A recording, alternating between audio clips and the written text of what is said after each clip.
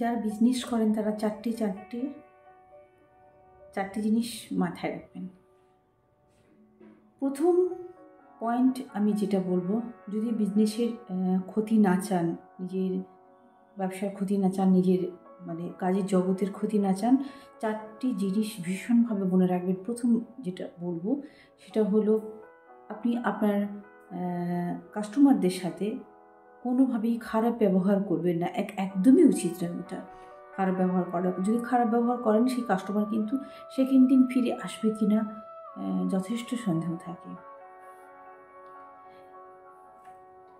Number 2, বাজারে যখন নতুন কোনো টেকনোলজি আসবে অবশ্যই সেটাকে গ্রহণ করবেন, কারণ নতুন টেকনোলজি অনুযায়ী সবাই কিন্তু এগিয়ে যায়। আপনি যতটা ওই ফাস্ট ফরওয়ার্ডের মতো এগোতে পারবেন এবং যতটাই টেকনোলজিটাকে নিয়ে মাথা ঘামাতে শুরু করবেন, আমার মনে হয় ঠিক তত দ্রুত বেগে আপনার কাজটা এগোতে সাহায্য করবে। কারণ সবাই টেকনোলজি ফলো করে, আর টেকনোলজি বাজারে তখনই আসে যখন সরকার অ্যাপ্রুভ করে।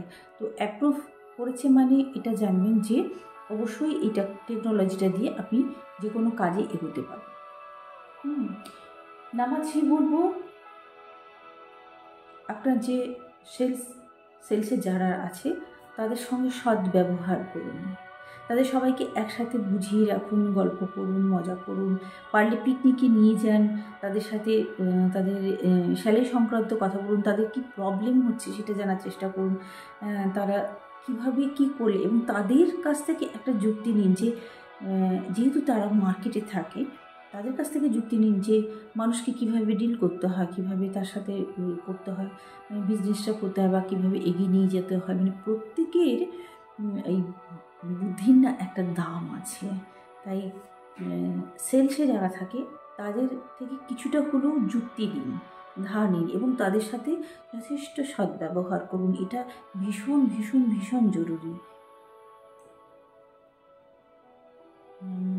নাম্বার 4, আপনি আপনার বিজনেস যে পার্টনার থাকবে, বা আপনি যার সাথে বিজনেস করছেন, বা আপনি যাকে কোনো কিছু বলেছেন, বা আপনার কাস্টমার, কখনোই তাকে মিথ্যে প্রতিশ্রুতি দেবেন না যে হ্যাঁ আমি এটা করে দেবো, আমি ওটা এনে দেবো, বা এটা আমি করতে সক্ষম, ওটা আমি কেন করতে পারছি না, এই তো আমি পরের বারে করে দেবো, এই দেখো না জাস্ট হয়ে যাবে, এখনই হয়ে যাবে।